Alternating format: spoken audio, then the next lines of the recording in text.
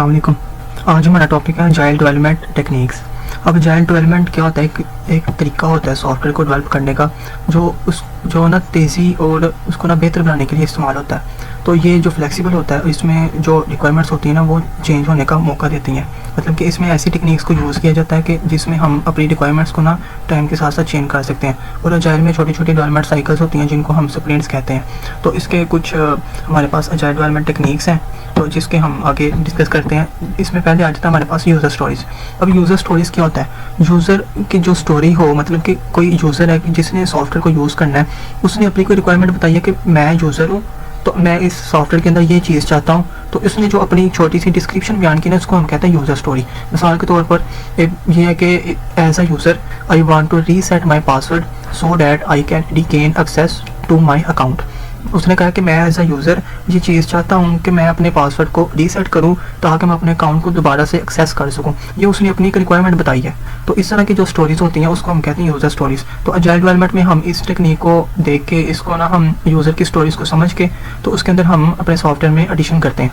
फिर आगे हमारा आ जाता है पेयर प्रोग्रामिंग। पेयर प्रोग्रामिंग में ये है कि हमारे पास दो डेवलपर्स हैं, एक साथ एक कंप्यूटर पर काम करते हैं। तो एक हमारा जो है वो कोड लिखता है और दूसरा जो है उस कोड को चेक करता है, उसमें जो कोई बग्स हैं या उसमें कोई एरर ना उसको दूर करता है और जो उसकी एफिशिएंसी उसको बढ़ाता है। फिर उससे आगे हमारा आ जाता है रीफैक्टरिंग। रीफैक्टरिंग में क्या होता है कि कोड को बेहतर बनाने का जो प्रोसेस होता है ना, बिना फंक्शन को चेंज किया, मतलब कि उसके अंदर जो फंक्शंस हैं उसको हमने चेंज नहीं करना, फंक्शन वही होगा लेकिन हमने कोड को ज़रा ना ईजी कर देना, उसकी जो कॉम्प्लेक्सिटी है उसको हमने कम कर देना। तो इसमें ये होता है कि कोड को हम इजीली से क्लियर कर सकते हैं ताकि अगर कोई बाद में कोई इशू है तो हम उसको अच्छे से आसानी से मेंटेन कर सकें। फिर नेक्स्ट हमारा आ जाता है टेस्ट ड्राइवन डेवलपमेंट। अब टेस्ट ड्राइवन डेवलपमेंट में क्या है कि इसमें हम पहले टेस्ट लिखते हैं, फिर जो टेस्ट होता है उसको हम कोड की फॉर्म में चेंज करते हैं। मतलब कि हमने कोई टेस्ट लिख दिया, मिसाल के तौर पर ये हमने सॉफ्टवेयर बनाया, उसके अंदर हमने देखा कि ये हमारा आगे से फंक्शन होना चाहिए, इसकी हमने टेस्टिंग कर ली है, ऐसा ग्राफिकली कर लिया या उसको हमने डेटा फॉर्म में लिख लिया। तो हमने उस रिक्वायरमेंट्स को देख के फिर हमने उसकी कोडिंग करनी है ताकि हमें पता चले कि हमारा ये जो सॉफ्टवेयर बनने जा रहा है इसमें ये चीज़ कितनी रिलायबल होगी।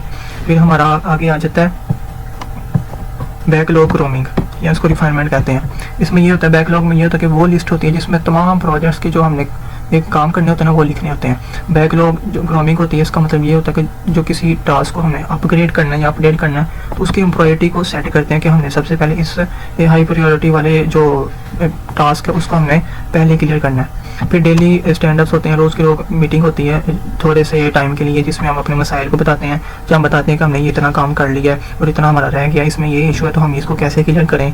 तो इसके बाकी जो रिक्वायरमेंट्स अगर कोई और आई हैं तो हमने उसको भी कैसे ऐड करना है, ये सारी चीज़ इसके अंदर आ जाती हैं। फिर इसके बाद कॉन्टीन्यूस इंटीग्रेशन के जो डेवलपर्स हैं वो हर एक मॉड्यूल को एक सॉफ्टवेयर के अंदर मर्ज करके तो उसको इम्प्लीमेंट करके देखते हैं कि हमारा जो सॉफ्टवेयर है उसके हर फंक्शन काम कर रहे हैं कि नहीं, किसी एक सॉफ्टवेयर फंक्शन के काम से दूसरे पे कोई नेगेटिव इफेक्ट तो नहीं पड़ रहा।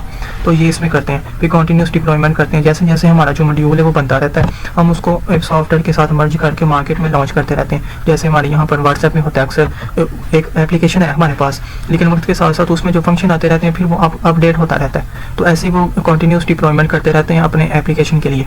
फिर हमारा आ जाता है आगे स्प्रिंट प्लानिंग। जो हर स्प्रिंट होता है, मतलब कि जो एक या 2 हफ्ते का होता है काम होता है, उसको डिसाइड करते हैं कि ये हमने ये स्प्रिंट को जल्दी से जल्दी मुकम्मल करना है। फिर जो स्प्रिंट की हमने रिव्यू देना होता है उसमें ये है कि स्प्रिंट को हमने दिखाना होता है अपने क्लाइंट को या यूज़र को कि ये हमारा सॉफ्टवेयर है एज अ डेमो, आप इसको चेक करें कि ये आपके रिक्वायरमेंट्स के अकॉर्डिंग काम कर रहा है कि नहीं। फिर आगे हमारा आ जाता है स्प्रिंट रेट्रोस्पेक्टिव। स्प्रिंट के बाद ये टीम एनालिसिस करती है कि ये क्या अच्छा रहा इसमें या क्या हमें बेहतर करना चाहिए अगली बार इसमें, कि कोई और जो सी रिक्वायरमेंट हमें कोई ऐड तो नहीं करनी पड़ेगी। इस तरह की हमने इसमें चीज़ें देखनी होती हैं। फिर इसके बाद हमारा आ जाता है बर्न डाउन कार्ड। ये ग्राफ होता है जो दिखाता है कि हमने कितना काम कर लिया है और जो हमारा जो स्प्रिंट है वो कितना मुकम्मल हुआ है। फिर कैनवन बोर्ड्स आ जाते हैं जिसमें हमने ऐसा विजुअलाइज किया होता है कि हमारा ये काम करने वाला टू डू जिसे हम कहते हैं। फिर इतना हमने इन प्रोग्रेस है, मतलब कि हम इस पर हम काम कर रहे हैं और डन, ये हमारा काम हो चुका है। तो ये सारी टेक्निक्स जो हमारे पास एजाइल डेवलपमेंट टेक्निक्स में आती हैं। Thank you.